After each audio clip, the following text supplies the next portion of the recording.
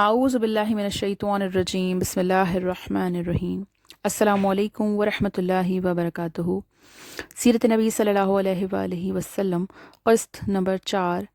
جب حضرت ابراہیم علیہ السلام نے حضرت اسماعیل علیہ السلام کے ساتھ مل کر خانہ کعبہ کی تعمیر کی تو آپ کی تبلیغ سے قبائل جرحم و قطور نے دین ابراہیمی قبول کر لیا اور اللہ کو ایک خدا مان لیا۔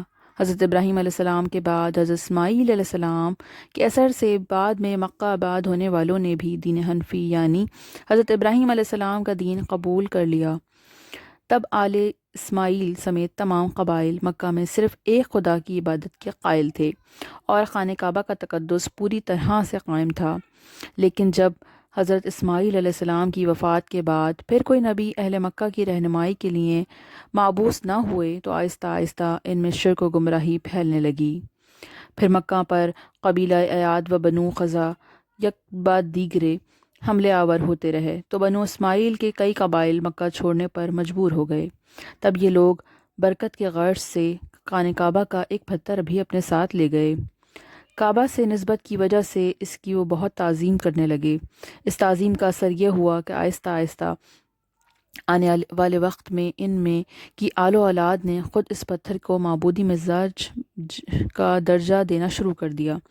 اس طرح ان میں شرک رائج ہونا شروع ہوا، لیکن حقیقی معنوں میں عرب اور خصوص اہل مکہ میں شرک اور بت پرستی کا آغاز حضرت ابراہیم علیہ السلام سے کم و بیش 2500 سال بعد ہوا، جب بنو خزا نے مکہ پر حملہ کیا۔ عرب میں بت پرستی کا آغاز کرنے والا قبیلہ خزا کا سردار امراؤ باللہ تھا۔ یہ شخص خانہ کعبہ کا متولی تھا۔ ایک بار جب وہ شام گیا تو وہاں اس نے لوگوں کو بتوں کی پرستش کرتے ہوئے دیکھا۔ یہ کل 5 بت تھے جن کے نام واد، یغوث، سوا، یعوق اور نصر تھے۔ ان بتوں کو قوم نوح علیہ السلام پوجا کرتی تھی۔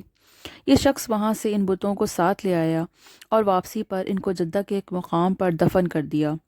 جب مکہ واپس پہنچا تو وہاں مشہور کیا کہ اس کتاب جن نے انہیں ان بتوں کا پتہ بتا دیا ہے جنہیں قوم نوح علیہ السلام پوجا کرتی تھی۔ پھر وہ اہل مکہ کو جو پہلے ہی بت پرستی کی طرف راغب تھے ساتھ لے گیا اور جدہ پہنچ کر وہاں سے وہ بت زمین سے کھود کر نکال لیے اور انہیں مکہ لا کر خانہ کعبہ میں رکھ دیا، جہاں تعظیم کے نام پر ان بتوں کی عبادت شروع ہو گئی اور ان بتوں کو مختلف خدائی صفات کا مالک تصور کیا جانے لگا۔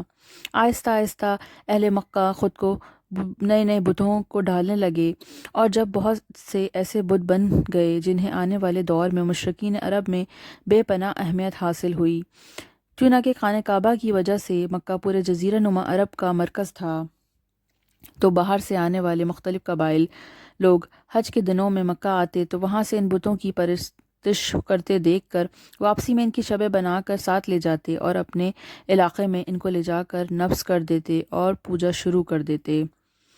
آپ صلی اللہ علیہ وآلہ وسلم کی ولادت مبارکہ کے وقت عرب اور خصوصاً مشرقین مکہ میں جن بتوں کی اہم مقام حاصل تھا، ان کی تفصیلات کچھ اس طرح ہیں۔ حابل، یہ مشرق مکہ کا سب سے اہم ترین بت تھا۔ دراصل یہ اہل شام کا دیوتا حابل تھا، جس کے معنی طاقتور کے ہیں اور جسے عرب نے حابل کی تعریف شدہ شکل حابل کا نام دے دیا۔ یہ بت قریش مکہ کو انسانی مورت میں ملا تھا جو سرخ عقیق سے تراشا ہوا تھا۔ اس کا دایاں ہاتھ ٹوٹا ہوا تھا۔ قریش مکہ نے وہ سونے کا لگوا دیا اور حابل خاص خانہ کعبہ کی چھت پر نصب کیا گیا۔ مشرکین مکہ جنگوں میں اسی حابل کا نام لے کر نعرے لگاتے تھے۔ فتح مکہ کے موقع پر حضرت علی رضی اللہ عنہ نے اسے پاش کیا۔ عزیہ، مکہ سے چند میل دور وادی نخلا میں کیکر کے درخت کے نیچے عزیہ کا تہنا تھا، جسے عزیہ کا بت نصب تھا، جبکہ خانہ کعبہ میں بھی عزیہ کا ایک بت رکھا ہوا تھا جسے فتح مکہ کے وقت توڑا گیا۔ جب وادی نخلا میں عزیہ کا اصل بت کو توڑنے کے لیے حضرت خالد بن ولید رضی اللہ عنہ کو بھیجا گیا، عزیہ کا بت مشرکین مکہ کے نزدیک سب سے زیادہ اہمیت کا حامل تھا۔ لات، یہ طائف میں اس جگہ نفس تھا جہاں آج کل مسجد طائف کا بایا مینار ہے۔ لات کے معنی ستو گھولنے والے کے ہیں۔ دراصل یہ ایک شخص تھا جو حاجیوں کو ستو گھول کر پلایا کرتا تھا۔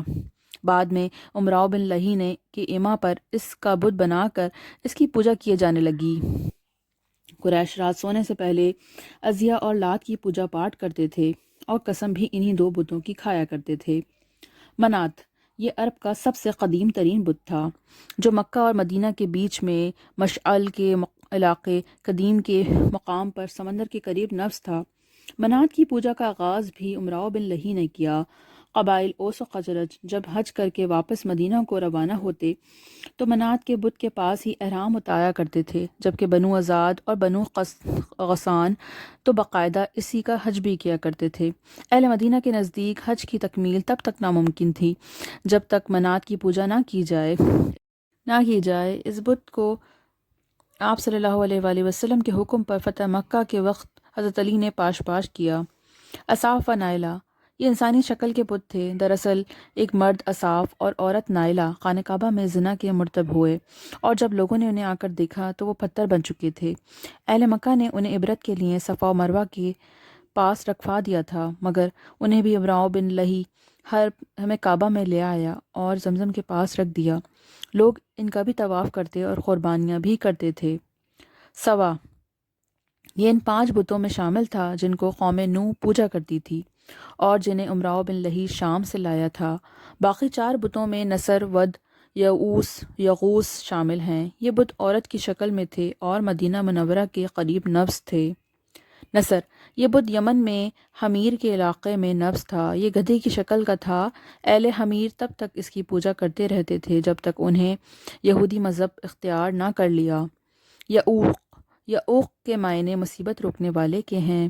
گھوڑے کی شکل کا یہ بت امراؤ بن لہی شام سے لایا تھا اور اسے بنو ہمدان و خلوان کے حوالے کیا، جو اسے اپنے ساتھ یمن لے گئے اور اسے صنعاء کے کچھ فاصلے پر ارحب کے مقام پر نصب کر کے اس کی پوجا شروع کر دی۔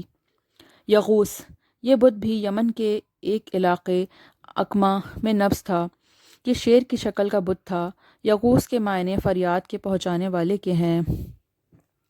ود، یہ بت دومتا الجندال کے مقام پر نصب تھا اور بنو کلب اس کی پوجا کرتے تھے، جبکہ قریش مکہ بھی اس کی عظمت کے قائل تھے اور اس کو پوجا کرتے تھے۔ ان کے علاوہ اعم، الجلداس، اقصیر، ذوالقلصہ، ذوالشعری اور ذوالکفن بھی عربوں کے اہم بتوں میں شامل ہیں، جبکہ غیر اہم بتوں کی ایک کثیر تعداد ان کے علاوہ ہے۔ اللہ پاک ہم سب کو راہ صراط المستقیم پہ چلنے کی توفیق عطا فرمائے۔ آپ سب سے دعاؤں کی خاص درخواست ہے۔ فی امان اللہ، آئندہ قسط انشاءاللہ۔